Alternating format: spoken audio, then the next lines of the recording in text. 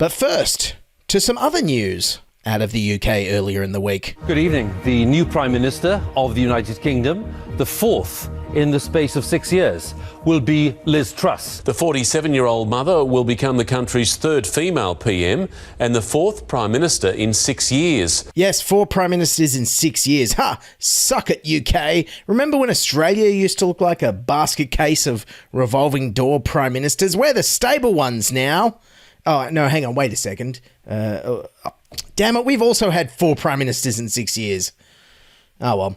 Anyway, so yes, Britain has a new Prime Minister. So I assume there was like a big general election and everyone got to have their say, yes? Some Prime Ministers sweep to power with millions of votes. Liz Truss got just over 80,000. 140,000 Conservative Party members allowed to vote, 57% of them backing the Foreign Secretary under Boris Johnson. Yes, in a country of 67 million people, only 80,000 voted for the new Prime Minister. See? That's how democracy is meant to work. Better than those other countries like China where the leader's just chosen by a small Politburo or People's Congress. The UK is a real democracy. So how did Truss win over Conservative voters? Well, she chose an interesting election platform, that's for sure. And we have had 2 decades of relatively low growth in this country. So what we can't have is business as usual. Business as usual economic management, which has led to low growth for decades. We can become the modern, brilliant Britain that I know we can be. Things can only get better. We need to stay the course. Together, we can make change happen. Yes, basically Truss's whole pitch to become PM was, things are so bad they can only get better. Things have been so awful under the Conservatives for the last 12 years. We need real change. So vote me to stay the course. What a pitch. Still, it was better than her competitor Rishi Sunak's election pitch. I mean, his campaign videos were nothing but him shouting over fast music. Tackle inflation, grow the economy, and cut taxes. It is a long-term approach that will deliver long-term gains for families and businesses across the United Kingdom. I've been travelling the length and breadth of our fantastic country, talking to all our members about my vision for the future and hearing all their ideas about how we can build a better Britain together. Yes, in an exit poll, they asked Conservatives why they didn't vote for Rishi Sunak, and their universal response was, "What? I can't hear you. I literally went deaf scrolling Rishi Sunak's Twitter feed." Truss's election also means the end of Boris Johnson's prime ministership, and didn't he give a clear and unifying farewell speech? I am now like one of those booster rockets that has fulfilled its function, and I will now be gently re-entering the atmosphere and splashing down invisibly in some remote and obscure corner of the Pacific. And like Cincinnatus, I am returning to my plough. Yeah, thanks, mate. No idea what the hell you're on about there, but go on your bike, back in the fridge, going home to all your kids. However many it is you've never told us. So now that Truss is PM, what can she expect to be faced with? Well, the media was oddly fascinated with one stationary item. Liz Truss will enter number 10 with an inbox overflowing with problems. It's difficult to imagine a more troubling economic in-tray for an incoming Prime Minister. Liz Truss will be Prime Minister tomorrow and then confronted by an in-tray from hell. Oh yes, an in-tray from hell. Coincidentally, that's also the name of the heavy metal album made by your accountant. Yes, but it's not just stationary items Liz Truss is going to have to battle. At the moment, the UK is facing a massive inflation crisis, an energy crisis, and a cost of living crisis. But don't worry, Liz Truss has a plan to fight this. I have a bold plan to grow the economy through tax cuts and reform.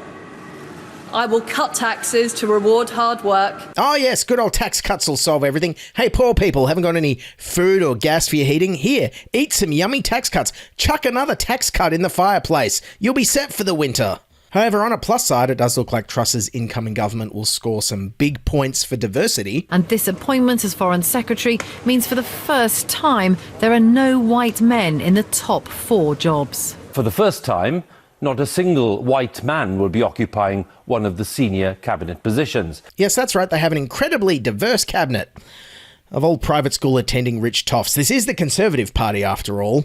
And the white people who are left in cabinet, well, they seem determined to be not proactive on climate change like Boris Johnson was. The new business secretary who'll be in charge of energy policy is Jacob Rees-Mogg. He's spoken out about the costs of the drive to reduce carbon emissions and prefers fracking to wind farms. I want to see our fields full of crops and livestock. I don't want to see them full of solar panels. Oh, well, sorry, looks like it's bad news for the planet. Better luck next time. And speaking of livestock, Liz Truss loves talking about British food very, very enthusiastically for some reason, like she did here in 2014. And I am infatuated with British food. I want to see us eating more British food here in Britain. We are growing wheat more competitively than the Canadian prairies. We're producing more varieties of cheese than the French. And I will not rest until the British apple is back at the top of the tree. In a fortnight, I'm going to Paris for the world's largest food trade fair, and I will be bigging up British products. Oh, great. Now we have our first world leader who's used the words bigging up in an official speech. Excellent progress, UK.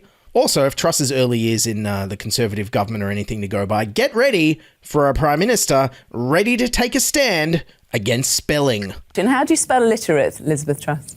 Well, this isn't about trying to test people. Oh, have a go. Go on. Come on, your education minister, you knew this was coming. Try and spell it for me. There are countless examples of politicians who tried to get involved in spelling, and I would cite Dan Quayle as one and got it wrong. And Why this don't you is have not a go? the point I'm making. Is this isn't about trying to catch people out. So, do you know how to spell literate? Well, as I've said, I'm not going to answer the question on that issue. Yeah, I bet she can spell tax cuts, though. And if Truss is all starting to sound a bit Scott Morrison-esque, well, just wait till you hear her refugee policy. Ms Truss says she'll increase border force numbers by 20% and will look again at controversial plans to force boats to turn back in the Channel. Both candidates are wholehearted in their support of the plan to send asylum seekers to Rwanda. I completely agree with the Rwanda policy. But wait, it gets even more Morrison-esque. During the campaign, she went and pissed off French President Emmanuel Macron. Liz Truss's campaign remarks about the French president have gone viral. President Macron, friend or foe? The jury's out. French President Emmanuel Macron, on an official visit to Algeria, has weighed in as well. If France and Britain cannot say whether they're friends or enemies, that's not a neutral term. Then we're headed for serious problems. But politics aside, what about Liz Truss's personality? Well, one of her classmates from university will tell us exactly what to expect. I think she's likely to put quite a lot of noses out of joint. I think she might well upset quite a few people. But if you're looking for some bold leadership and direction over the coming weeks and years, she might just provide it.